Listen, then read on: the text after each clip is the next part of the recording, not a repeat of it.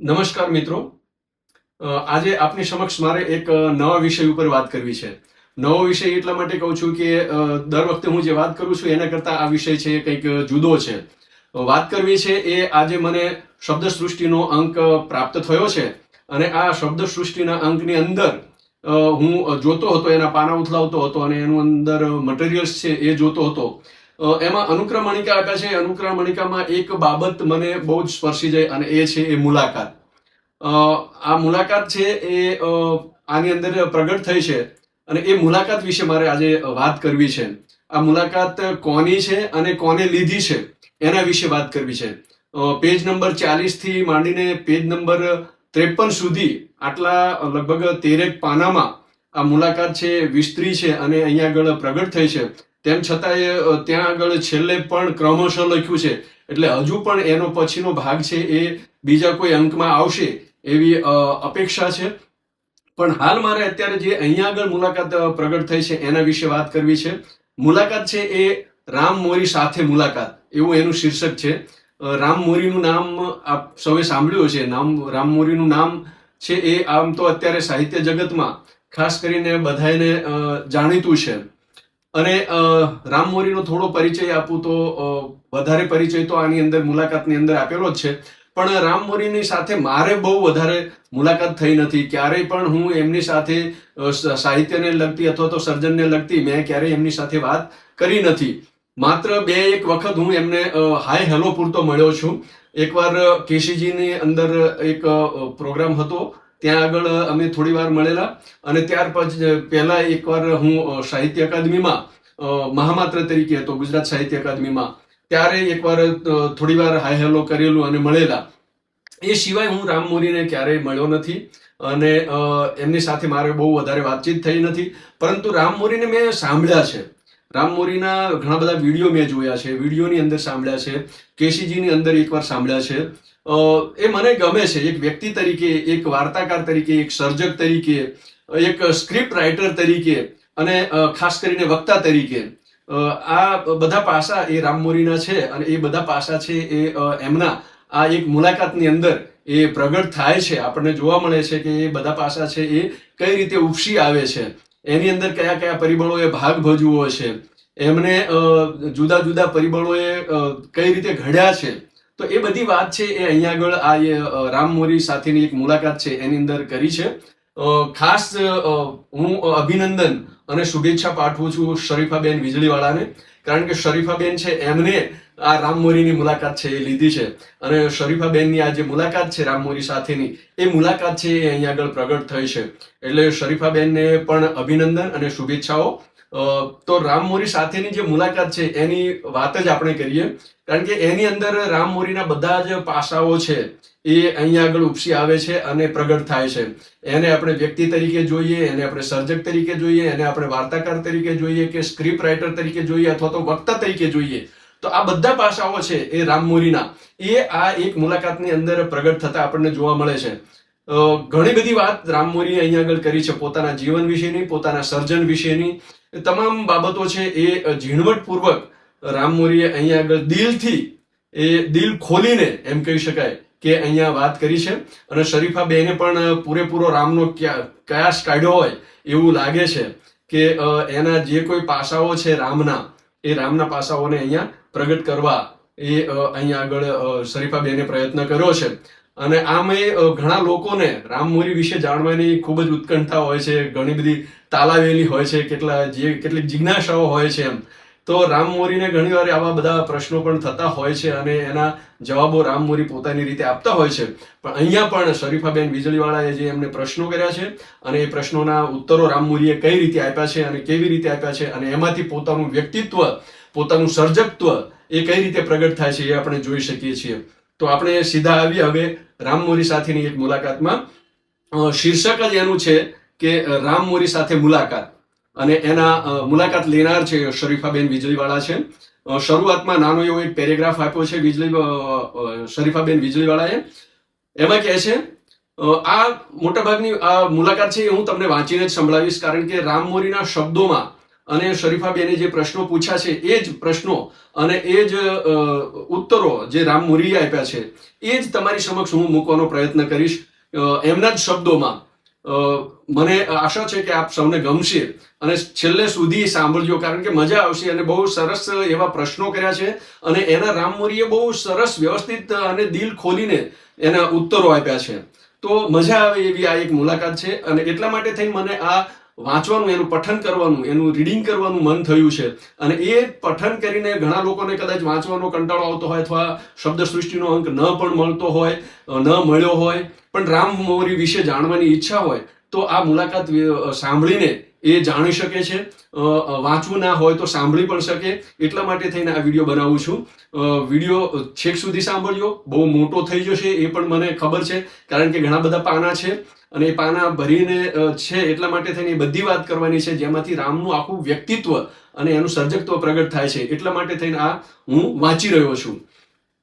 શરૂઆતમાં શરીફાબેન વીજળીવાળાએ કીધું છે કે સૌરાષ્ટ્રના ખોબા જેવડા ગામડે 1993માં જન્મેલા રામ મોરી એમના વાર્તા સંગ્રહ મહોતું માટે કેન્દ્રીય સાહિત્ય અકાદમીનો યુવા પુરસ્કાર મેળવે ત્યારે માંડ 22 વર્ષની ઉંમર હતી. એમની વીજળી કે રાજાધીરાજ જેવા નાટક અને 21મું ટિફિન, કચ્છ એક્સપ્રેસ, કસુંબી, મોન્ટુની બિટ્ટુ કે મહારાણી જેવી સફળ ફિલ્મો સાથે લેખક તરીકે સંકળાયેલા રામે પુરવાર કર્યું છે કે લેખક જન્મે બને નહીં.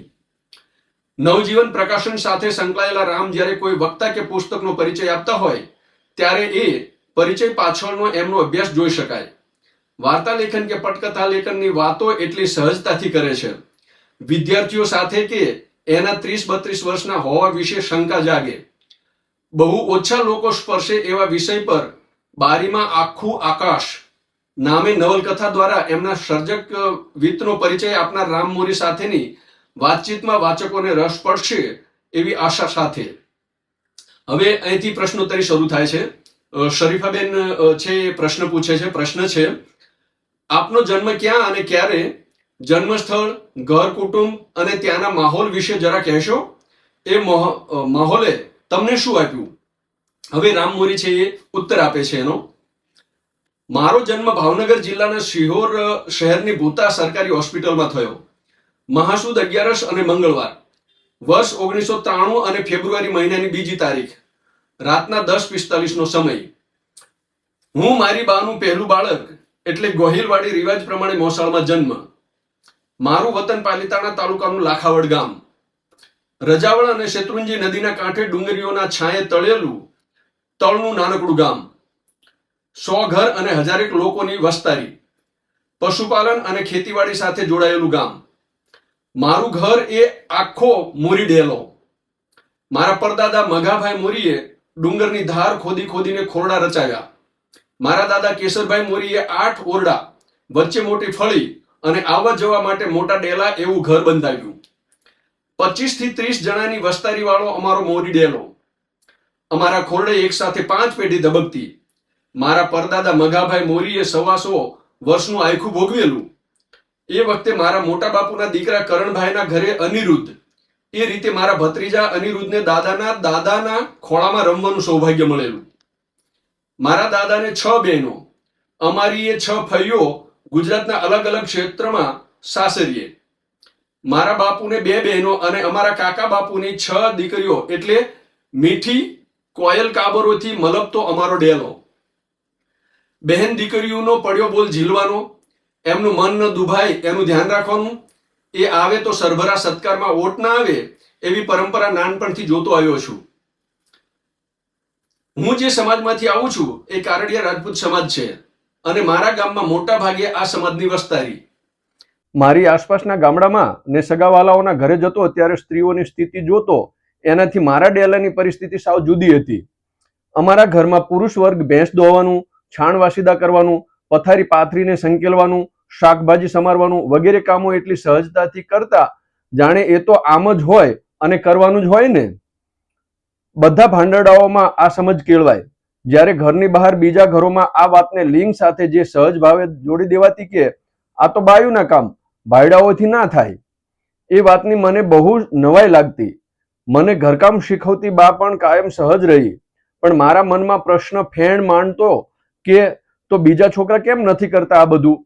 આજે પાછું વળીને જોઉં છું તો સમજાય છે કે મારી બાએ મારો કોન્શિયસ ઉછેર નહોતો કર્યો કે હું છોકરો મોટો કરી રહી છું તો છોકરાને આટલું જ અને આવું જ શીખવવાનું. મને મારી બાએ બહેનપણીની જેમ અંગત બનાવી રાખ્યો અને મારા બાપુએ પાક્કા ભાઈબંધ જેમ સાચવી રાખ્યો. આજે જ્યારે મારી ઉંમરના બીજા બાળકોને મા બાપ સાથે અતડા રહેતા જોઉં છું ત્યારે મને મારા મા બાપનો ઉછેર વધુ સારી રીતે સમજાય છે. હું સરળતાથી એમની સામે વ્યક્ત થઈ શકું છું, એ પણ એમના જ પ્રતાપે. આજે પણ અમારી વચ્ચેના સંવાદો લીલાછમ છે એનો યશ પણ એમને જ જાય છે. ભણતર કરતા એમનું ગણતર બહુ ચડિયાતું એ વાત દિવસે ને દિવસે વધુ દ્રઢ થતી જાય છે. બીજું, સંયુક્ત પરિવારમાં મોટો થયો એટલે સંબંધોની નાજુકાઈ અને બારીકાઈ વધારે સારી રીતે સમજતો થયો. બધા સંબંધો આપસમાં મહાન અને મંગલ હોય એવું જરૂરી નથી. ભૂલ બધાથી થાય, અકળામણ બધાને થાય. સૌને પોતાનું ધાર્યું કરવાની ઈચ્છા હોય જ. દરેક વખતે હાનો અર્થ હા અને નાનો અર્થ ના ન હોય એવી વાતો મારા પલ્લે વધારે ઘાટી રીતે પડી. ત્રીજું, મારા સગા માસી શેરીમાં રહેતા એ ગૌ માસીની 5 દીકરીઓ. મારા પડોશમાં બાબર ખોરડા, એમના ઘરે 7-8 દીકરીઓ. પછી તે મકવાણા પરિવારની ફળી, ત્યાં 5 છોકરીઓનો ઘેરો. આ બધી છોકરીઓ એક સાથે ભરત ભરવા, વ્રતના ઉજવણા કરવા, જાગરણ કરવા અને મેળે જવા ઉપડતી. અમે નાના છોકરાઓ પણ પોતપોતાની બહેનોની આંગળીઓ અને પાલવ પકડી સંગાથે ચાલી નીકળતા. છોકરીઓના આ ઘેરામાં મોટો થયો એટલે એમનું વિશ્વ બહુ સહજ રીતે મારી ભીતર પાંગરેલું છે. આજે પણ કથા સાહિત્યમાં આ મને કાયમ ખપનું લાગ્યું છે. ચોથું, મારા દાદા કેસર દાદા, એમના બાપુજી મઘા દાદા અને મારા દાદીમાં દેવુબહેન, વળી મારા નાનીમાં દેવબા. આ ચારેય વડીલોનો વિશેષ પ્રભાવ છે મારા પર. એમની સાથે નિરાતે સત્સંગ કરતો એટલે મને વૃદ્ધો સાથેની ગોઠડીમાં કંટાળો કે અતડાપણું ક્યારેય અનુભવાયું નથી. ધર્મકથાઓ, લોક સાહિત્ય, સંત સાહિત્ય, પરંપરાના ગીતો અને ડોશી પુરાણ મને હાથ વગવો એનું કારણ વડસરીખા વડલાઓ. તો મને આ માહોલે આવડો મોટો કરિયાવર બાંધી આપ્યો છે જેનો અસબાબ આજે ભોગવું છું. પ્રશ્ન 2, શરીફાબેન વીજળીવાળા એ રામમોરીને પ્રશ્ન કરે છે. બીજો નંબરનો પ્રશ્ન છે.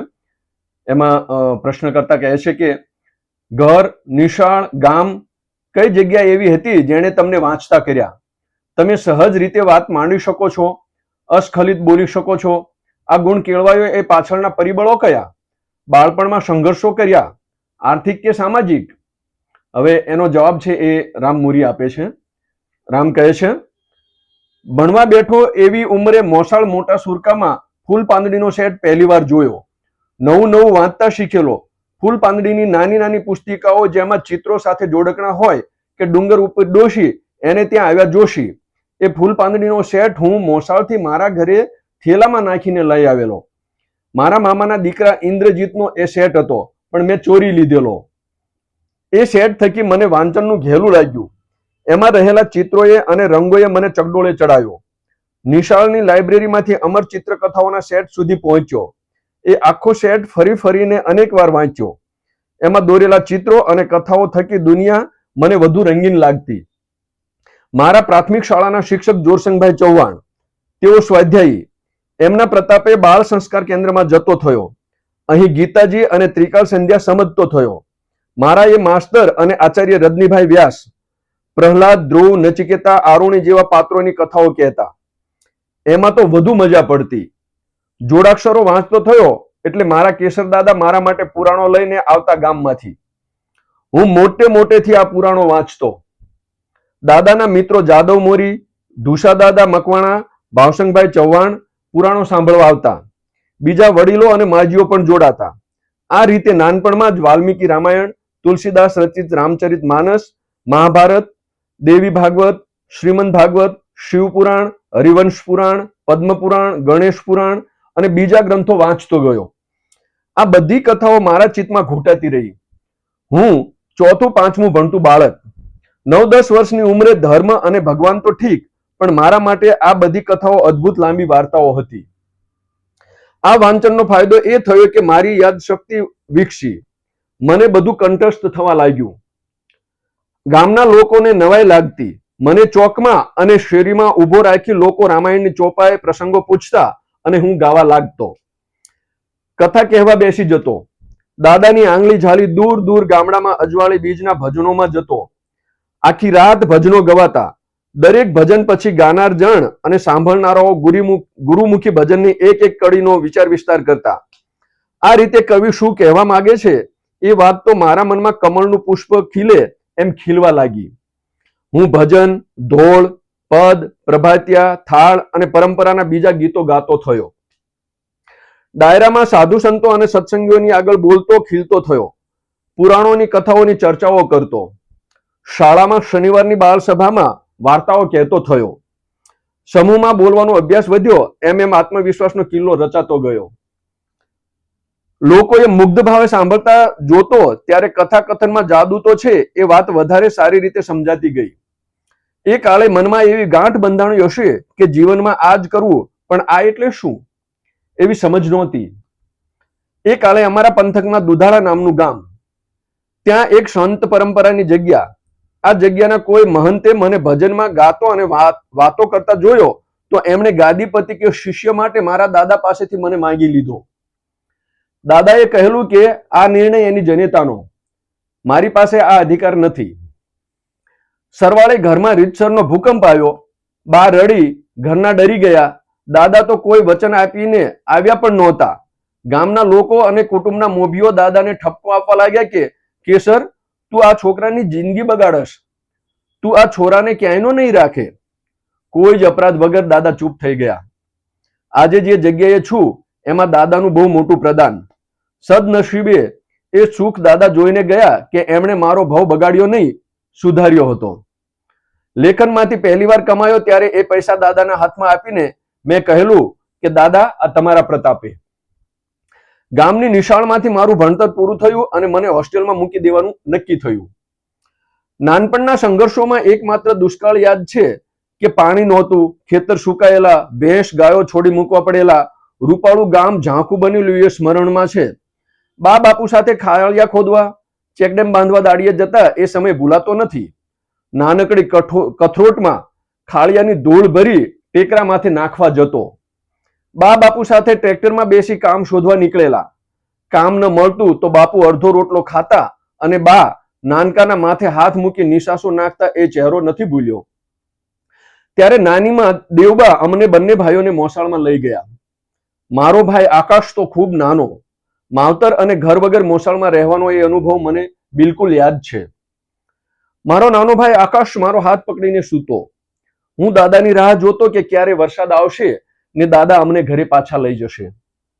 આજે આટલા વર્ષે સ્મૃતિમાંથી એ વાત ભૂલાતી નથી. દાદા અમને લેવા આવ્યા ત્યારે એમને ભેટીને હું ખૂબ રડેલો. એ દિવસ યાદ કરું છું ત્યારે અત્યારે આ ક્ષણે આંખો ભીની થઈ જાય છે. મને એવું લાગે છે કે બહેન કે દુઃખના દાડા એ માણસના ચિત્તમાં બહુ ઘાટતા લીસોટા પાડી જાય છે. પછી ગમે એટલું સુખ આવે પણ પેલા લીસોટા ભૂસાતા નથી. સમયાંતરે એમાંથી લોહી જતું રહે છે સતત. બસ આ સિવાય બીજો કોઈ સંઘર્ષ યાદ નથી, કેમ કે હું તો બહુ સુરક્ષિત વાતાવરણમાં ઉછર્યો છું. ખમતીધર ખોરડા અને ઓડકાર આવે એવા ભાણે બેસીને ખાતો પીતો રહ્યો છું. પહેરવા ઓઢવાનું પણ રૂપાળું સુખ ભોગવ્યું છે કાયમ. આજે જ્યારે 2 પૈસા કમાતો થયો છું ત્યારે બહુ નવાઈ લાગે છે કે મારા બાપુ ભાવસંગભાઈ અને બા તેજલબા આટલા સામાજિક અને આર્થિક વ્યવહારની વચ્ચે અમારા બંને ભાઈઓનું ભણતર કેવી રીતે મેનેજ કરી શક્યા હશે. કમાતા થઈએ ત્યારે માવતરની કમાણી વધારે સારી રીતે સમજાય કે કેટલા વિશે 100 થાય. પ્રશ્ન 3, ત્રીજા નંબરના પ્રશ્નમાં શરીફાબેન વીજળીવાળા રામમોરીને પ્રશ્ન કરે છે. કહે છે, નિશાળના ભણતર પછી તમે ક્યાં ભણ્યા, શું ભણ્યા? રામમોરી એનો જવાબ આપતા કહે છે કે નિશાળના ભણતર પછી વર્ષ 2007માં હું ભાવનગર ગુરુકુળમાં ગયો. સરદારનગરની સ્વામિનારાયણ ગુરુકુળ હોસ્ટેલમાં જ મોટો થયો. 10મા ધોરણ સુધી તો બહુ હોશિયાર, 82% પાસ થયો હતો. આગળના ભણતર બાબતે કોઈ સ્પષ્ટતા કે સમજ નહોતી. આર્ટ્સમાં જવાય કેમ કે સાહિત્ય ગમે છે એવી અક્કલ પણ નહીં જ. નાનપણમાં શાળામાં વક્તવ્ય આપેલું કે હું મોટો થઈને ડોક્ટર બનીશ. એ કાળે તાળીઓ ખૂબ પડેલી એટલે ડોક્ટર બનીશ એવો મૂર્ખ નિર્ણય લીધેલો. 11-12 સાયન્સમાં બી ગ્રુપમાં ગુરુકુળમાં જ ભણવા બેઠો એટલે ધોળા દિવસે તારાઓ દેખાવાનું શરૂ થયું. બાયોલોજીમાં તો આશિષ શુક્લ જેવા મજેદાર ડ્રામેટિક એક્શન સાથે ભણાવનાર માસ્તર એટલે એમાં રસ પડ્યો, પણ ફિઝિક્સ અને કેમિસ્ટ્રી વિષય સાથે તો બાપે માર્યા વેર. ગણિત તો ક્યારેય સમજાણું જ નહોતું બેન. 11મું ધોરણ અડધું ભણ્યો ત્યાં હાંફી ગયો. સિક્કાવાળા લાલ ડબ્બામાં રૂપિયાનો દોકડો નાખી બાપુને ફોન જોડ્યો. મેં મારા બાપુને સમજાવવાના પ્રયત્નો કર્યા કે બાપુ, મને સાયન્સમાં કાંઈ સમજાતું નથી, મજા નથી આવતી. બાપુએ પડી કે હિંમત બંધાવતા કહેલું કે મૂળ તો ખેડૂતના દીકરા, જમીનમાં એકવાર બી નાખો પછી ડુંડા લણીએ જ છૂટકો. સમજાય નહીં તો 2 વાર વાંચ અને માસ્તરને 3 વખત પૂછી લે, પણ અધવચ્ચે હિંમત નો હારી જા. વેલ, બાપુની કોઠાસૂઝ ખોટી નહોતી, પણ મારો હરિરસ ખાટો થઈ ચૂક્યો હતો. 11મા ધોરણમાં થોડો સમય જીંક ઝીલવાનો પ્રયત્ન કર્યો, થાક્યો અને એવો તો કંટાળ્યો કે આત્મહત્યાનો વિચાર તેજ થયો. 2 પાનાની સ્યુસાઇડ નોટ પણ તૈયાર કરી. ગુરુકુળની નવી બનતી હાઈસ્કૂલ બિલ્ડિંગની અગાશીએ રાતે કૂદવા પહોંચી પણ ગયો. અંધારામાં મને મારા બા બાપનો ચહેરો દેખાયો.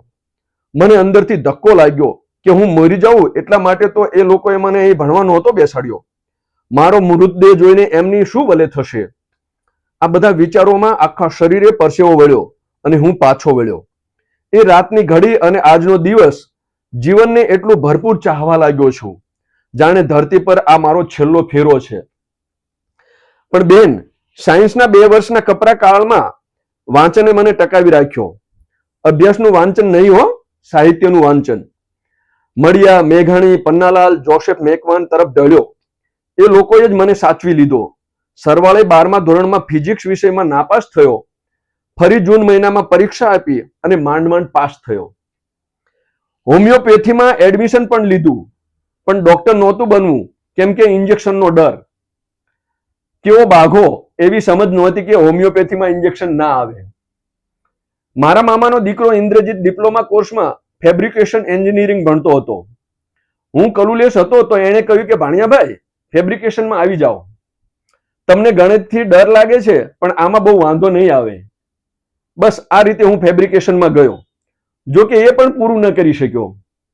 8 સેમિસ્ટર હોય એમાં છેલ્લા સેમિસ્ટરના 2 મહિના બાકી હતા અને મેં એન્જિનિયરિંગ પણ છોડી દીધું. સરવાળે ન ઘર ન ઘાટ અને હું રહ્યો કાયમ ટેકનિકલ 12 ધોરણ પાસ. પ્રશ્ન 4, ચોથો પ્રશ્ન છે એ શરીફાબેન વીજળીવાળા રામમોરીને પૂછે છે. પ્રશ્ન છે, નાનપણથી વાંચવામાં તમારી પ્રાથમિકતા કઈ રહી? દાખલા તરીકે હું 10મા ધોરણ સુધી નવલકથાઓ, આત્મકથાઓ જ વાંચતી. વાર્તા બહુ મોડી વાંચી. તમારી વાંચન યાત્રા કેવી રહી? હવે આનો રામમોરી છે એ ઉત્તર આપે છે. રામમોરી કહે છે, મોસાળમાં ફૂલ પાંદડી સેટ વાંચ્યો ત્યારથી વાંચન યાત્રા શરૂ થઈ એમ ગણાય. એ પછી અમર ચિત્રકથાઓ, એ પછી ગીજુભાઈ બધેકા, જીવરામ જોશી અને રમણલાલ સોનીએ રંગ રાખ્યો. વીણી વીણીને એમના પુસ્તકો વાંચ્યા છે. આ બાળ વાર્તાઓ 1 થી વધુ વખત વાંચીને પોષાયો છું. પ્રાથમિક શાળામાં બાળ સૃષ્ટિ સામાયિક આવતું, એમાં બહુ રસ પડતો. દાદા પુરાણો લઈ આવતા અને હું મોટેથી વાંચતો. ન સમજાય એ દાદા મને સમજાવતા. પ્રાથમિક શાળા સુધી આ જ મારું વાંચન હતું. હાઈસ્કૂલમાં આવ્યો ત્યારે ડોક્ટર I.K. વીજળીવાળાના પુસ્તકોની શ્રેણી હાથ લાગી. એ પણ વીણી વીણીને વાંચી. એ પછી સુધા મૂર્તિની નવલકથાઓ વાંચતો. સોનલ મોદીએ કરેલો રસાળ અનુવાદ એવો કોઠે પડેલો કે 12-13 વર્ષની મારી ઉંમરે હું એવું સમજતો કે આ નવલકથાઓ ગુજરાતી ભાષામાં જ લખાય છે. એ રીતે ગુજરાતી નવલકથાકારોના સંપર્કમાં આવતા એ પહેલા સુધા મૂર્તિની નવલકથાઓ વાંચતો થયો હતો. આ બધું હું મેળવતો મહેન્દ્ર મેઘાણીના લોકમિલાપમાંથી.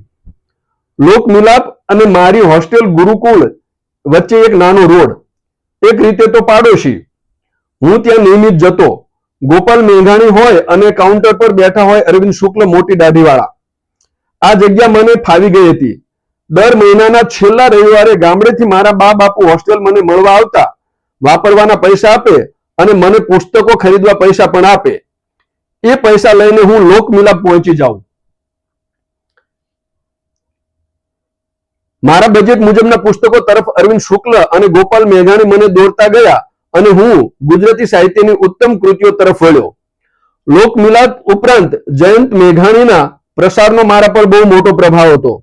પ્રસાર પુસ્તકોની નાનકડી દુનિયા, મને એ જગ્યામાં બહુ રસ પડતો. કોલેજમાં આવ્યા પછી અહીં નિયમિત જતો. જયંત મેઘાણી સાથે કલાકો સુધી ગોઠડી કરતો. જયંત મેઘાણીએ મને ધીરેથી ટાગોર તરફ ધકેલ્યો અને હું બંગાળી સાહિત્ય તરફ એવો તો ઢળ્યો કે આજે એનો કેફ મને ઉતર્યો નથી.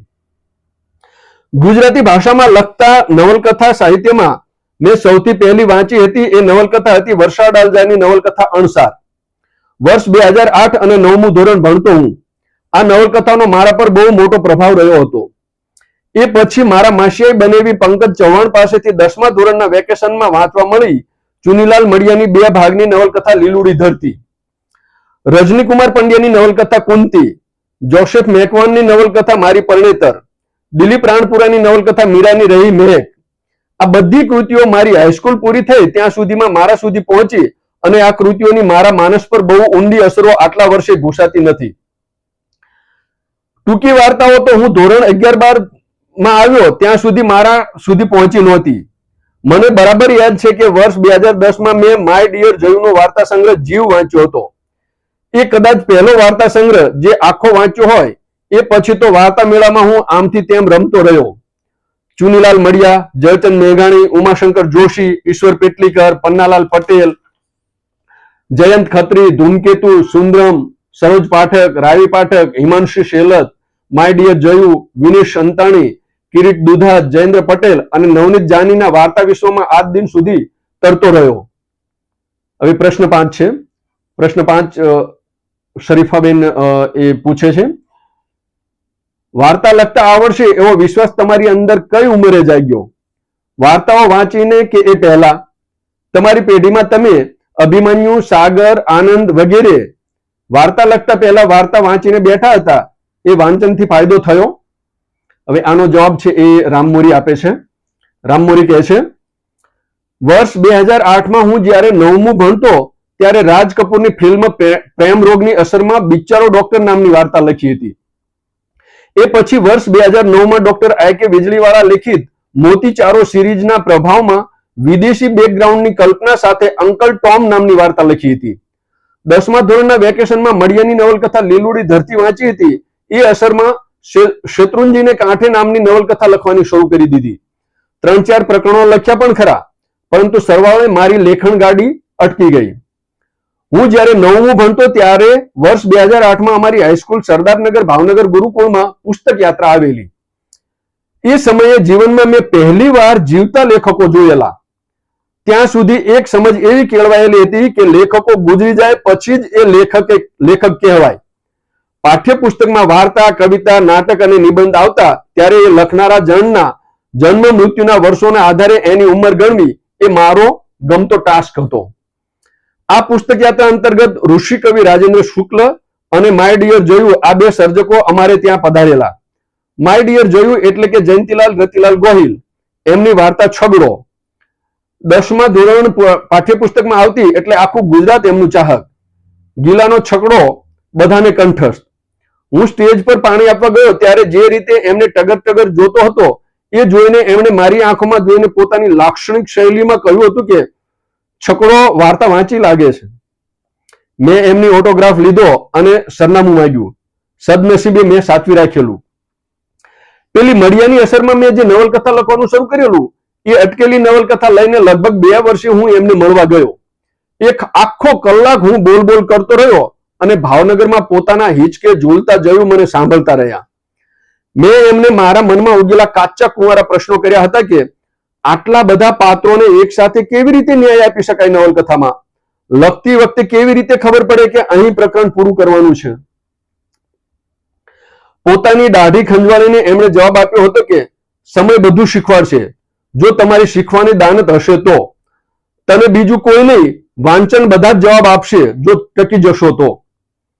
એ કાળે 15 વર્ષની મારી ઉંમરે એમની આ વાતનો મર્મ નહોતો સમજી શક્યો, પણ આજે આટલા વર્ષે 30 વર્ષની ઉંમર વટાવી ત્યારે જયુની વાત વધારે સારી રીતે સમજાય છે. એ વખતે જયુએ મને ભાવનગર ગદ્ય સભાની વાત કરેલી. દર ગુરુવારે શામળદાસ આર્ટ્સ કોલેજના અધ્યાપક ખંડમાં લખતા વાંચતા સર્જકો અને સજ્જ ભાવકો ભેગા થાય છે. એક જણ કૃતિ વાંચે અને બીજા સાંભળીને પ્રતિભાવ આપે. વર્ષ 1992 થી આરંભાયેલી આ ગદ્ય સભા આજે પણ સક્રિય છે. મને જયુએ ગદ્ય સભામાં આવવાનું ઇજન આપ્યું, પણ હું રહેતો હતો હોસ્ટેલમાં. દર ગુરુવારે સાંજે તો હોસ્ટેલમાંથી બહાર જવાની પરમિશન કોઈ આપે નહીં, એટલે વાત તો સંકેલાય. પણ મનમાં ગાંઠ બાંધી કે 12મું ધોરણ પૂરું કરી જેવી હોસ્ટેલ છોડું કે સૌથી પહેલા પહોંચી જઈશ ભાવનગર ગદ્ય સભામાં.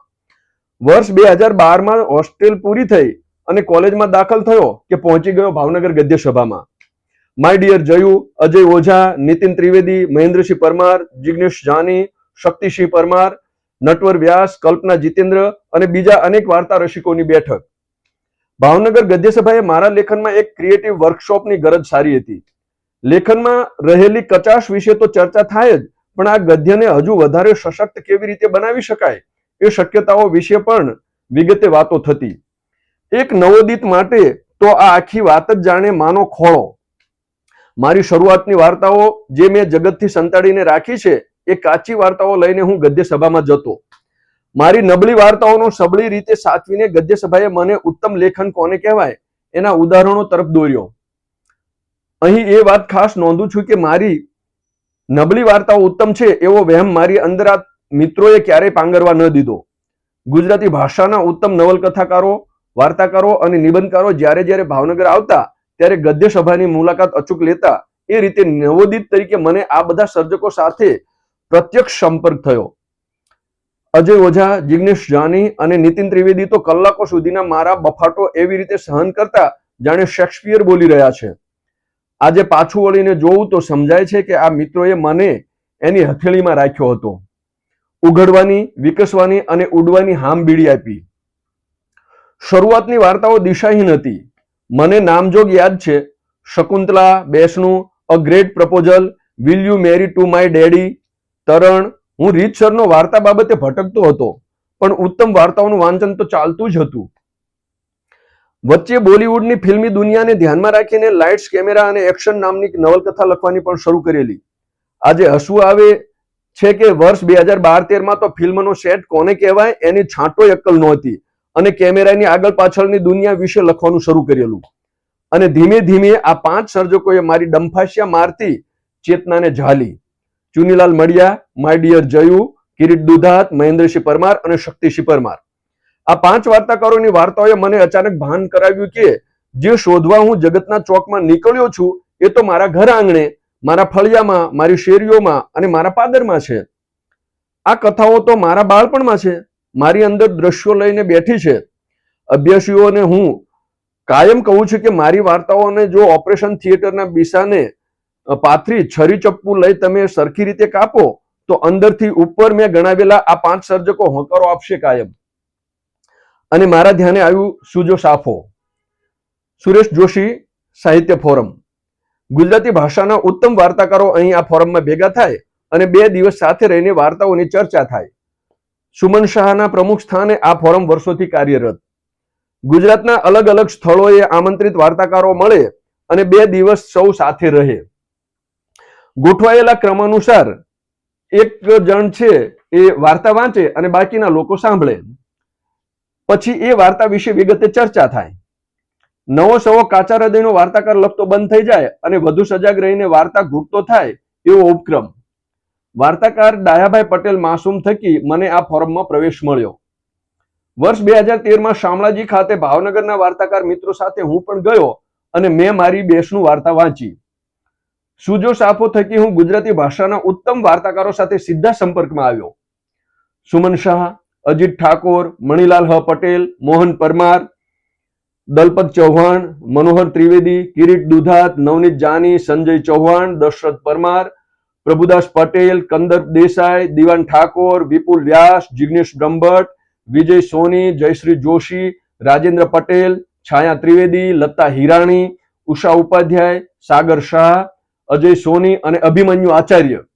આ બધા વાર્તાકારો સાથેના સંવાદ, એમણે વાંચેલા પુસ્તકોના સંદર્ભો મને બહુ જ ઉપયોગી થયા છે.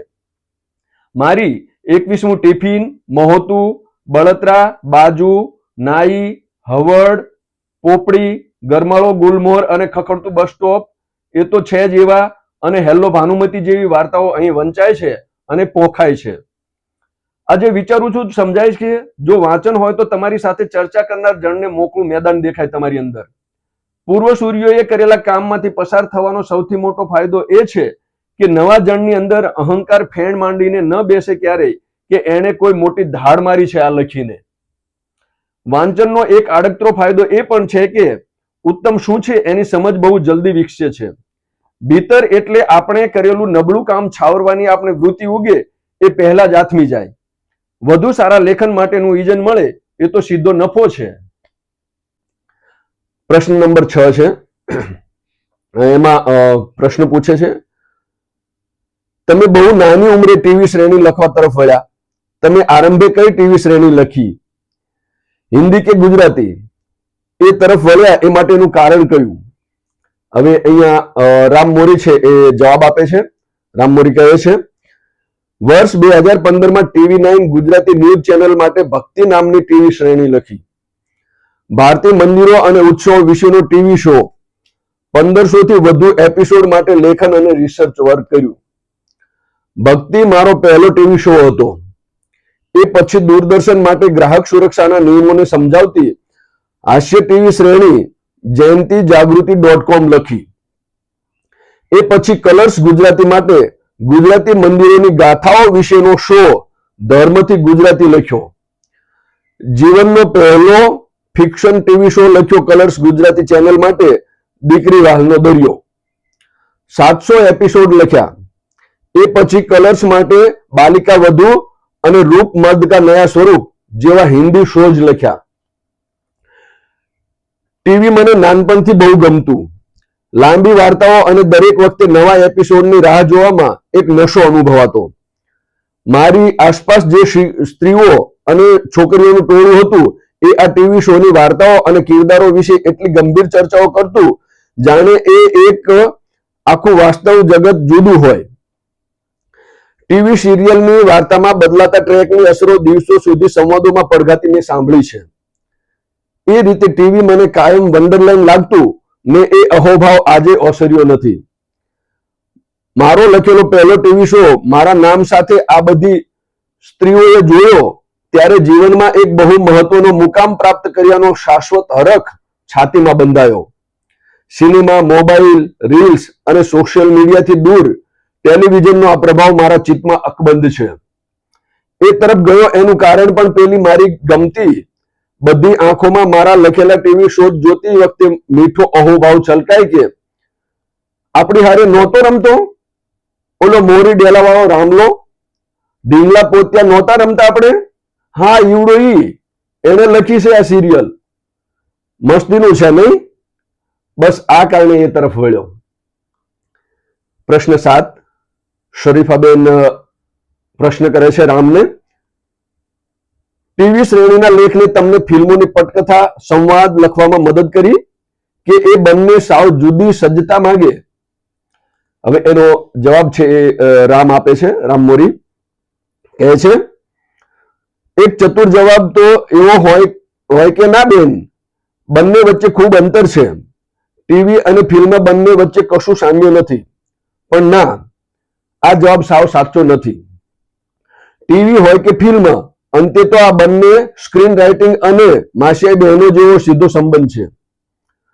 જો ભેદ હોય તો મોટો ભેદ એટલો કે ટીવી લેખનમાં તમારે વધારે ઘાટું કરીને નિરાતે વિગતે શાંતિથી એક એક પડ અને પાત્રને ખોલીને વાત કરવાની હોય છે.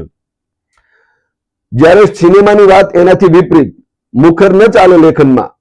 વાત સંકેલવાની અને ટૂંકમાં મોટી વાત વ્યક્ત કરી દેવાની કળા સિનેમા લેખનમાં ઉપકારક છે.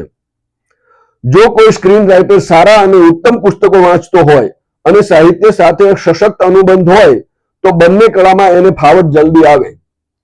સતત વાંચતો અને વિદ્વાનોને સાંભળતો અભ્યાસુ સ્ક્રીન રાઇટ વાર્તાઓ રચવાની કળામાં જલ્દી નિપુણ થઈ જાય એ પણ સત્ય છે. પ્રશ્ન 8 છે. 8મા પ્રશ્નમાં શરીફાબેન વીજળીવાળા છે એ રામ મોરીને પ્રશ્ન પૂછે છે. પ્રશ્ન છે, તમારી સામે આ કરવું છે એવો આદર્શ કે વ્યક્તિલક્ષી સ્પર્શ હતો કે તમે આંધળુક્યું કરીને સફળતા મેળવી? રામ મોરી એનો જવાબ આપે છે, ના બેન, પરિવારમાં, ગામમાં કે સમાજમાં કોઈ લેખક નહોતું કે જેનું ઉદાહરણ ટાંકીને હું કહી શકું કે મારે આવું બનવું છે કે મારે આવું કરવું છે. બીજાને ક્યાં દોષ દેવો, પણ મને જ નહોતું સમજાતું કે મારે કોના જેવું કરવું છે. બસ લખવું છે.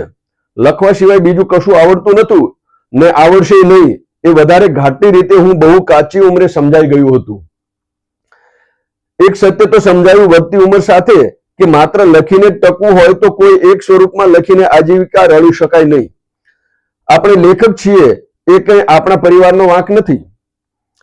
તાવડી અનાજના અભાવે ટેકો લઈ જાય અને હું દલીલ કરતો રહું કે પણ હું તો લેખક છું, તો મારે તો અભાવને સ્વભાવમાં લાવ્યા વગર નભાવી લેવાનું હોય. આ અભિગમના પક્ષમાં તો હું ક્યારેય નહોતો કે નથી. કળા અને સાહિત્યની આડોશ લઈ સંસારથી છટકી નહીં શકાય એ સત્ય પણ દીવાની જ્યોતની જેમ વધુ ને વધુ સ્પષ્ટ થઈ રહ્યું હતું. બિચારો કલાકાર હતો એટલે જ કશું ભેગું ન કરી શક્યો અને હવે જુઓ જતી જિંદગીએ દાન ધર્મ અને દયાના આધારે શ્વસી રહ્યો છે. આવું સાંભળું ત્યારે રૂએ રૂએ દવ લાગે મને.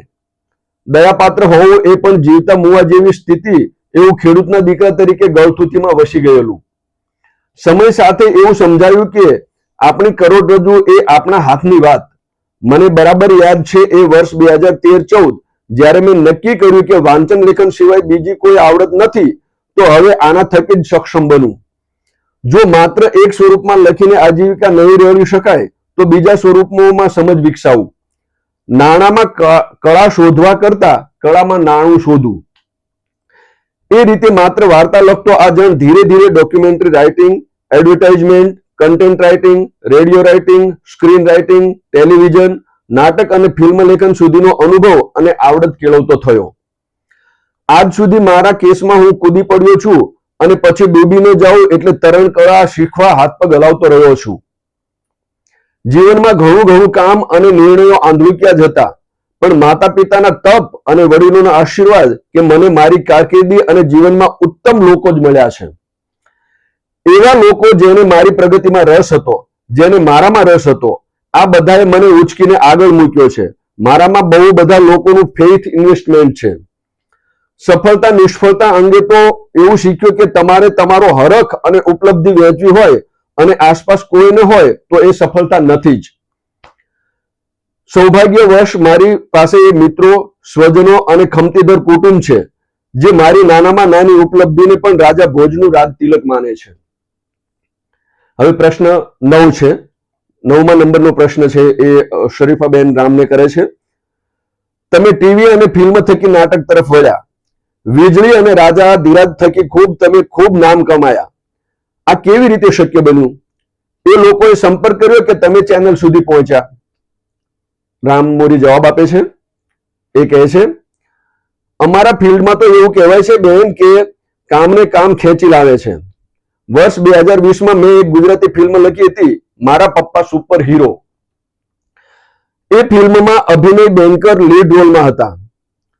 આ ફિલ્મના નરેશન પ્રોસેસમાં ફિલ્મમાં લખાયેલી બોલીને સમજવા માટેની અમારે એક્ટર રાઇટર વર્કશોપમાં અમારી વચ્ચે ખાસા સંવાદો થતા. વળી વર્ષ 2022-23માં મુંબઈમાં મનહર ગઢિયા પ્રોડક્શન હાઉસ નિર્મિત 7 મોનોલોગનું નાટક 7-13-21 સિઝન 3માં મારા અને અભિનવ બેન્કરના બંને દ્વારા લખાયેલો મોનોલોગ પણ ભજવાયા હતા. આ બધી પ્રોસેસ વખતે અમારી વચ્ચે સંવાદ થતા હતા થિયેટરના સંદર્ભમાં. કોરોના કાળ પૂરો થયો એ ગાળામાં લગભગ વર્ષ 2024માં એક દિવસ અભિનય બેન્કરનો ફોન આવ્યો કે રામ, ગુણવંતરાય આચાર્યની દરિયાઈ નવલકથા હાજી કાસમ તારી વીજળી પર આધારિત હોય એવું સંગીત નાટક કરવું છે, તું લખ. બસ એ રીતે મારી પાસે વીજળી નાટક આવ્યું. અમારી પાસે એ વખતે તરત ગીતકાર હાથ વગર નહોતો એટલે ડિરેક્ટર અભિનયે કહ્યું કે તું અત્યારે ટેમ્પરરી ગીતો લખી નાખ. લખતા લખતા આખું નાટક લખાઈ જાય એ પછી સંગીતકાર અને ગીતકારની સલાહ લઈ નવેસરથી ગીતો લખાવીશું. આમ પણ સૌરાષ્ટ્રની આખ્યાન પરંપરા અને ભવાઈ પરંપરા તો સ્મૃતિઓમાં ઠાંસી ઠાંસીને ભરેલી હતી જ. મેં એ લોકના ઢાળનો ઉપયોગ કરી વીજળી લખતા લખતા એમાં 10 ગીતો લખ્યા. સમગ્ર ટીમની સમક્ષ જ્યારે નાટકનું પઠન કર્યું ત્યારે ડિરેક્ટરે કહ્યું કે આપણે નવા ગીતો ઉમેરીશું પણ આ 10 ગીતો બદલીશું નહીં. તો એ રીતે પહેલીવાર એક સાથે 10 ગીતો લખ્યા અને બધા ગીતો કમ્પોઝ થઈ નાટકમાં ગવાયા. ટ્રેડિશનલ અને મોડર્ન થિયેટરનું મિશ્રણ હતું સંગીત નાટક વીજળી. આદિત્ય ગઢવી, ભાર્ગવ પુરોહિત, મયુર ચૌહાણ માઇકલ, સોની ભટ્ટ, રિદ્ધિ ભટ્ટ સહિત બહુ બધા પ્રતિભાશાળી અભિનેતા અભિનેત્રીઓનો એ યાદગાર મેળાવડો. વીજળીએ મને બહુ પ્રેમ આપ્યો. વીજળી નાટક થકી બધાના ધ્યાનમાં આવ્યું કે રામ નાટકો પણ લખે છે. જે કામ અગાઉ છૂટક છૂટક લખેલા મોનોલોગ્સ અને એકાંકીથી ન થયું એ દ્વિઅંકી નાટક વીજળીએ કરી બતાવ્યું કે જેથી નાટ્ય લેખન માટે નિર્માતાઓ મારો સંપર્ક કરવા લાગ્યા. વર્ષ 2023માં મારી લખેલી ચોથી Gujarati film Kutch express release થઈ. એ ફિલ્મના નિર્માતા પાર્થિવ ગોહિલ જેઓ રાજાધીરાજ સંગીત નાટકના પણ કાર્યકારી નિર્માતા. રાજાધીરાજ નાટકનું ક્રિએટિવ ડિપાર્ટમેન્ટ તેઓ વિરલ રાસ સાથે સંભાળી રહ્યા હતા. મેં વીજળી નામનું સંગીત નાટક લખ્યું હતું એની જાણ વિરલ રાસને હતી.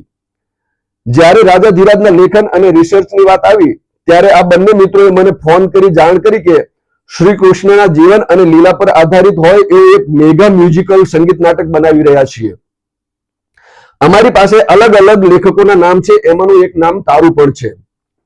અમારી ડિરેક્ટર શ્રુતિ શર્મા છે જે બ્રોડવે સ્ટાઇલ પ્લે ડિરેક્ટ કરવા માટે જાણીતી છે. અગાઉ શ્રુતિ એડિઝનીના ઘણા સફળ નાટકો ડિરેક્ટ કર્યા છે. તારે ઓડિશન સ્ક્રિપ્ટ લખવાની છે 2-4 પાનાની. એ ઓડિશન સ્ક્રિપ્ટ વાંચીને શ્રુતિ નક્કી કરશે કે એને તારી સાથે ફાવશે કે કેમ. અમે શબ્દ ચોર્યા વિના કહીએ છીએ કે તારા સિવાય બીજા ઘણા લેખક મિત્રો આવી ઓડિશન સ્ક્રિપ્ટ લખવાના છે. શ્રુતિ અને અમારી ટીમ એ જોવાની છે કે આ લેખકોની થિયેટરની સમજ કેટલી કેળવાયેલી છે. મેં તુરંત હામી ભરી, કારણ કે વીજળી નાટકના કારણે સંગીત નાટકનું લોહી હું ચાખી ચૂક્યો હતો. મેં 7-8 પેજની ઓડિશન સ્ક્રિપ્ટ લખીને મોકલી અને અઠવાડિયામાં ડિરેક્ટર શ્રુતિ શર્માનો કોલ આવ્યો કે તમારી સ્ક્રિપ્ટ અને આઈડિયાઝ એપ્રુવ થયા છે. Welcome on the board. બસ આ રીતે રાજાધીરાજમાં લખવાનું થયું. પ્રશ્ન 10. રાજાધીરાજ નાટક તો મુંબઈ, દિલ્હી અને દુબઈ સુધી પહોંચ્યું. એનો હરખ કેવો? કીર્તિ તો ઘણી મળી પણ કલદાર? આનો જવાબ રામ મોરી આપે છે. રામ કહે છે, પોતાનું લખાણ તરતું રહે અને દેશ દુનિયાના સીમાડા વટાવી અલગ અલગ મલકના મનેક સુધી પહોંચે એ તો જાણે દરેક લેખકને ગમે એવી ઘટના છે. લોકો જ્યારે મને રાજાધીરાજના લેખક તરીકે ઓળખાવે ત્યારે ગર્વ પણ થાય અને અંદરથી વધારે સારા કામનું પ્રોત્સાહક બળ પણ ઉમટે જ. અલગ અલગ માધ્યમ સાથે કામ કરવાથી લેખકની મર્યાદા અને ખૂબી બંનેના રંગો ઉઘડે એ સમજથી હું વધુ ગૂંટાયો છું. રહી વાત કલદારની, તો હા, મારા નિર્માતા ધનરાજ નથવાણી તરફથી સમૃદ્ધ કહી શકાય એવી મહેનતાણું મને મળ્યું છે. મારા જીવનમાં આજ સુધી મેં લખેલા દરેક પ્રોજેક્ટમાં ન મળી હોય એટલી મોટી અમાઉન્ટનો ચેક એ હતો.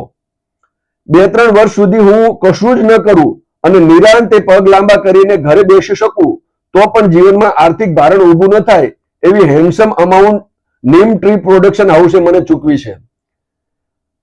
વળી અમુક તમુક વર્ષે પૈસા તો બહેન આમ પણ ખૂટી જ જાય, પણ રાજાધીરાજ થકી હું જે આત્મવિશ્વાસ, સંબંધ અને શ્રદ્ધા કમાયો છું એ મારા માટે અખૂટ સમૃદ્ધિ છે. ગુજરાતની બહાર લોકો મને ઓળખતા થયા અને કોર્પોરેટ સેક્ટર હોય કે ફિલ્મના સ્ટુડિયો એ જરા જુદી શ્રદ્ધા દ્રષ્ટિથી મને જોતા થયા છે તો એ સુખનું નિમિત્ત માત્ર રાજાધીરાજ છે. પ્રશ્ન 11મો પ્રશ્ન છે એ શરીફાબેન રામમોરીને પૂછે છે, વધારે પડકાર શામાં, નાટ્ય લેખન કે ફિલ્મ લેખન? કારણ કે બંનેમાં બોક્સ ઓફિસ મહત્વની છે. રામમોરી એનો જવાબ આપે છે. એ કહે છે કે દરેક માધ્યમના પોતિકા પડકારો છે. ફિલ્મ લેખનમાં એ રીતે પડકાર મોટો કે એમાં ઘણા બધા માથા હોય છે જેના હોકારા એકઠા કરવાના હોય છે. જ્યારે તમે ફિલ્મ લેખક હોવ ત્યારે તમને ટુંડે ટુંડે મતીર ભીના આ સંસ્કૃત કહેવતનો વધારે સારી રીતે અનુભવ થાય. જાજા રસોઈયા ઉભા હોય છે ત્યારે લેખક તરીકે બહુ સાચવવાનું હોય છે કે રસોઈ ન બગડે. કાં તો કન્વિન્સ થાઓ અથવા મને કન્વિન્સ કરોની નીતિ રાખવી પડે છે, શીખવી પડે છે. મોટાભાગે ક્રિએટિવ ફિલ્ડમાં પ્રોજેક્ટથી મોટો કોઈનો ઈગો નથી એ વાત મોટા ભાગના લોકો સમજતા હોય છે. નોંધ, મોટા ભાગના, દરેક તો નહીં જ. નાટકમાં મોટા ભાગે દિગ્દર્શકનો હોકારો પૂરતો હોય છે. એ નાનું માધ્યમ છે, એમાં ઇન્વેસ્ટમેન્ટ પણ નાનું હોવાનું. હા, નાટ્ય લેખન અને ફિલ્મ લેખન બંનેમાં બોક્સ ઓફિસ ખૂબ મહત્વની છે, પરંતુ એનો ભાર લેખકના ખભે નથી હોતો.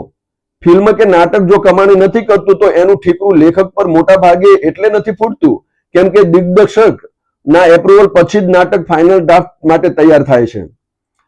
સફળતા અને નિષ્ફળતા આ બંને બાબતોનું સંપૂર્ણ શ્રેય હંમેશા દિગ્દર્શકના કપાળે હોય છે કેમ કે એ પ્રોજેક્ટનો કપ્તાન છે. હા, એક બીજો છેડો એવો પણ છે કે સફળ પ્રોજેક્ટનો ભાગ હોઈએ ત્યારે લોકો આપણા લેખનને એ રીતે પણ જુએ છે કે તે લેખકનું લખાણ ઓડિયન્સને બહુ સ્પર્શે છે. એક્સપ્રેશનના માધ્યમમાં પ્રેક્ષકો બહુ મહત્વના છે.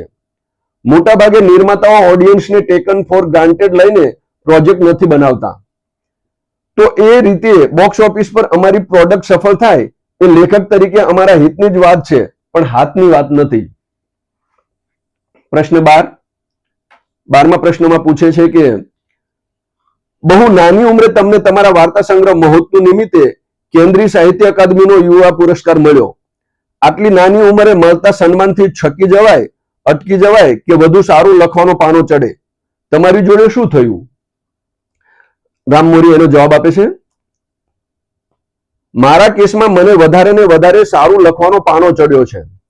સન્માનો તમને બળ આપે છે, આત્મવિશ્વાસ આપે છે. તમે જે કામ કરી રહ્યા છો કે જે દિશામાં જઈ રહ્યા છો ત્યાં તમે અંધારામાં તલવાર નથી વીંઝતા એ વાતના જાણે પ્રમાણપત્રો આ સન્માનો આપતા હોય છે. તો મારા કેસમાં સન્માનો થકી મને બળ મળ્યું છે. જાતને જાણે અજાણે એક વચન પણ આપતા હોઈએ છીએ કે જે લખ્યું એનાથી ઉત્તમ લખીશ, પણ ઉત્તરતું તો નહીં જ. વળી લેખનમાં પ્રયોગો કરવાની કે નવા માધ્યમો સાથે કામ કરવાની હોશ મને મળી એ જાણે એક વધારાનો પુરસ્કાર. બસ કેન્દ્રીય સાહિત્ય અકાદમીનો પુરસ્કાર આવ્યો ત્યારથી પાછું વળીને નથી જોયું. આજ દિન સુધી સક્રિય છું. પ્રશ્ન 13 છે. 13મા પ્રશ્નમાં પૂછે છે કે ટૂંકી વાર્તામાં સારું કામ કરનાર સર્જક નવલકથા તરફ કેમ વળ્યા? સત્યભામાએ ખેંચે કે રાજા ધીરાજ નાટક એ બાજુ લઈ ગયા? રામ મોરી એનો જવાબ આપે છે, નવલકથાનું મને પહેલેથી જ ખૂબ આકર્ષણ રહેતું. વિગતે નિરાંતે માંડીને વાત કહેવાની મોકળાશ મને બહુ પોતીકી લાગતી. એ વાર્તામાં બહુ શક્ય નથી. અગાઉ આપને જણાવ્યું એમ કાચા કુંવારા 14-15 વર્ષની ઉંમરે પણ ટૂંકી વાર્તાની પહેલા નવલકથા લખવાનો નિષ્ફળ પ્રયાસ કરી ચૂક્યો હતો. 17 વર્ષની ઉંમરે ફૂલછાપ માટે 5 પ્રકરણની લઘુ નવલ લખી હતી, સંબંધનું નામ. પણ હું સજ્જ નહોતો. ઉત્તમ નવલકથાઓ હજુ વાંચવાની બાકી હતી કદાચ. વાર્તાઓએ મારી પાસે કથાનું પોત ખોલી આપ્યું. વીજળી અને રાજાધીરાજ જેવા નાટકોએ રસાળ શૈલીમાં વિગતે કથા માંડવાનો ભરોસો સિંચી આપ્યો. વર્ષ 2017માં મિડ ડે ગુજરાતી અખબાર માટે પહેલી નવલકથા લખી મેં, કંકુના સૂરજ. જુવેનાઇલ સેક્સ નામની એક કરુણ બીમારી. એશિયાનો પહેલો કેસ મુંબઈમાં નોંધાયેલો. આ બીમારીમાં બાળક ટુકડે ટુકડે મૃત્યુ પામે અને મા બાપે સંતાનના સંપૂર્ણ મૃત્યુની રાહ જોવાની. મેડિકલ સાયન્સ હજુ પણ આ બીમારીની દવા નથી શોધી શક્યું. મુંબઈમાં કાંદિવલી વિસ્તારમાં રહેતા નમ્રતા અને ચિરાગ મહેતા આ દંપતીની 10 વર્ષની દીકરી દિત્યાને આ બીમારી લાગુ પડી. આ બીમારીમાં એમણે 3 સંતાન ગુમાવ્યા. મારો મિત્ર મિત પંચાલ નમ્રતાનો મિત્ર અને એની સાથે હું કાંદિવલીની હોસ્પિટલમાં સારવાર માટે દાખલ થયેલી દિત્યા અને નમ્રતાને પહેલીવાર મળ્યો.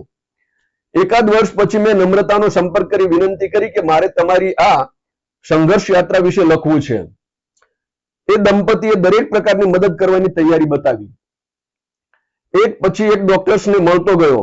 દિત્યાના શિક્ષકો, આસપાસના પડોશીઓ અને પરિવારજનો પાસેથી વાતો એકઠી કરી અને વર્ષના અંતે મિડ ડે ગુજરાતી અખબારમાં કંકુના સૂરજ લખવાનું શરૂ કર્યું. 22 પ્રકરણની આ નવલકથાએ મને બહુ ઘડ્યો છે. સાહિત્યકાર મિત્રો, વાચકો અને પ્રકાશક તરફથી વારંવાર કહેણ આવ્યું છે કે આ નવલકથાનું પુસ્તક હવે કરી નાખવું જોઈએ. પણ મારો અંદરનો અવાજ આટલા વર્ષોથી મને રોકી રાખે છે. વર્ષ 2017માં લખાયેલી એ નવલકથા આખી રીરાઇટ કરવી છે. એટલા માટે આટલા વર્ષે પુસ્તક રૂપે એ કૃતિ અવતરી નથી. એ પછી લખી સત્યભામા, એ પછી બારીમાં આખું આકાશ અને હવે મીરાબાઈ પર નવલકથા લખી રહ્યો છું. સરવાળે નવલકથાનું સ્વરૂપ મને ગળે વળગાવીને એવું તો હેત કરી રહ્યું છે કે માના પાલવની જેમ એ પોતીકું લાગે છે. ક્રમશઃ મિત્રો, આમ શરીફાબેન વીજળીવાળાએ એ રામ મોરીને 13 પ્રશ્નો કર્યા છે અહીંયા આગળ 13 પ્રશ્નો છે એ પ્રગટ થયા છે. એના ઉત્તરો સાથે રામમોરીએ એના ખૂબ સરસ ઉત્તરો આપ્યા છે. ખૂબ દિલ ખોલીને એ રામમોરીએ ઉત્તરો આપ્યા છે. આ દરેક પ્રશ્ન છે અને એ પ્રશ્નની અંદર જે ઉત્તરો છે એ ઉત્તરોથી આપણે રામમોરીના જીવનને અને એના સર્જનને આપણે જાણી શકીએ છીએ કે રામમોરી એક સર્જક તરીકે અને એક વ્યક્તિ તરીકે કેવા છે. તો મને લાગે છે કે આટલું આપના માટે બહુ જ ઇનફ છે, બહુ પૂરતું છે. પણ તેમ છતાંય હજુ અહીંયા આગળ છેલ્લે ક્રમશઃ લખ્યું છે એટલે હજુ પણ બીજો ભાગ છે એ એમનો આવશે ત્યારે આપણે વિશેષ વાત કરીશું રામમોરીના જીવનના પાસાઓ વિશે, એના સર્જક તરીકેના પાસાઓ વિશે, એમને જે કંઈ જીવનમાં સંઘર્ષ કર્યો છે, જે સર્જન કર્યું છે અને જે રીતે જીવ્યા છે એની તમામ માહિતી એ અહીંયા આગળ એમને આપી છે. મોટા ભાગના પાસાઓ જીવન આધારિત છે અથવા તો જે સર્જનને આધારિત છે. એક બાજુ એ ફિલ્મ રાઇટિંગ તરીકે વળ્યા છે, નાટક તરીકે વળ્યા છે, નાટ્યકાર તરીકે એમને કામ કર્યું છે. તો એ બધી માહિતી છે આપણને અહીંયાથી પ્રાપ્ત થાય છે અને બહુ સરસ માહિતી એ અહીંયા આગળ આપી છે. શરીફાબેનનો પણ હું ખાસ ખૂબ ખૂબ આભાર માનું છું અને અભિનંદન અને શુભેચ્છાઓ પાઠવું છું કે આવા યુવા સર્જક એવા રામમોરીને આપણી સમક્ષ આ શબ્દ સૃષ્ટિના માધ્યમ થકી મૂકી આપ્યા. એમાં જે મુલાકાત છપાઈ છે એ મુલાકાતમાં 13 પ્રશ્નો કરીને એ 13 પ્રશ્નોના લાંબા લચક જવાબો એ રામમોરીએ આપ્યા છે. પોતાના દિલની અંદર જે કંઈ હતું, પોતાના આત્માએ જે કંઈ કહેવડાવ્યું છે એ રામમોરીએ અહીંયા આપણી સમક્ષ કીધું છે અને આપણી સમક્ષ એ રીતે એ પોતે પ્રત્યક્ષ થયા છે. તો એનો આપણને આનંદ છે. હું માનું છું કે આપને આ રીતનું જે રીડિંગ છે અથવા તો આ વાંચન છે એ ગમ્યું હશે. રામમોરીને જાણવા માટે થઈને ખાસ કરીને મેં આ રીડિંગ છે એ આપની સમક્ષ પ્રસ્તુત કર્યું છે. વિશેષ હવે પછી જ્યારે ક્રમશઃ આવે ત્યારે મળીશું. આભાર.